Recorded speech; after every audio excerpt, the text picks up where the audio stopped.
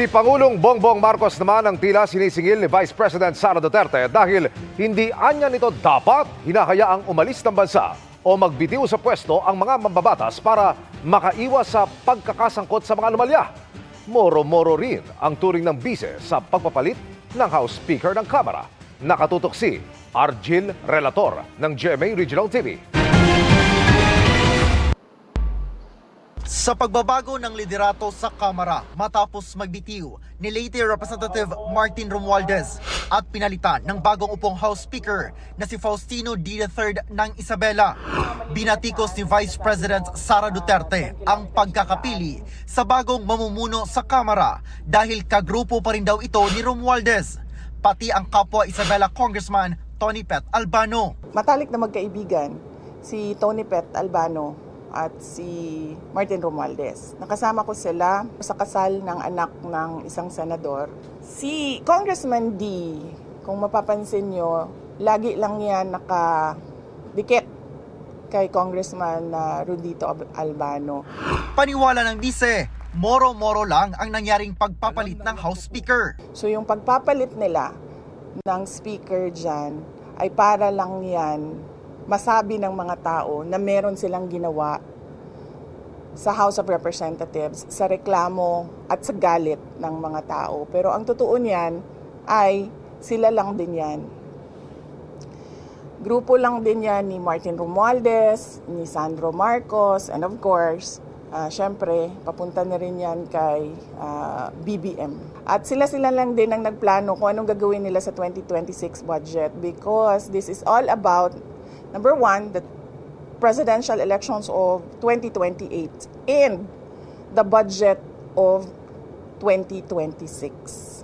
Kasi inubos naman na nila yung 2025, di ba? Nasa gitna ngayon ang Kamara ng investigasyon sa maanumalyang flood control projects kung saan damay ang ilang kongresista. Isa sa mga kinalampag para magpaliwanag ang dating chairman ng House Appropriations Committee na si Ako Bicol Party List Representative Zaldico na inakusahang pasimuno ng mga bilyon-bilyong pisong insertions sa budget na napunta umano sa maanumalyang mga proyekto kung saan may nakakuha ng kickback. Nasa Amerika ngayon si Ko dahil nagpapagamot umano. Kaya puna ng bise kay Pangulong Bongbong Marcos. Hindi niya dapat hinahayaan yung mga congressman na basta na lang umalis ng bansa o basta na lang mag-resign to evade accountability doon sa mga nakita natin na pag-chop-chop ng budget natin at pagkuha ng pera ng bayan para bumili sila ng mga properties, bumili sila ng mga jets, bumili sila ng properties abroad. Hinihinga namin ng reaksyon ang Malacanang at sina Speaker D at Representatives Romualdez at Albano.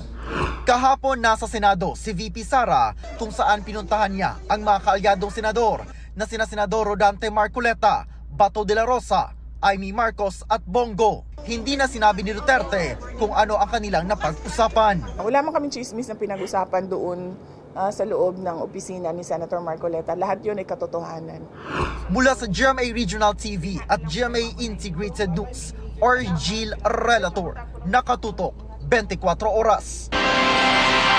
Sinagot ng palasyo ang pahayag ng bise na hindi dapat hinayaang umalis ng bansa o mag-resign ang mga congressman para takasan ang accountability. Ayon sa palasyo, dapat alam ng bise na ang pagbiyahe ng mga mambabatas ay sakop ng House Speaker o ng Senate President at hindi ng Pangulo dahil may separation of powers.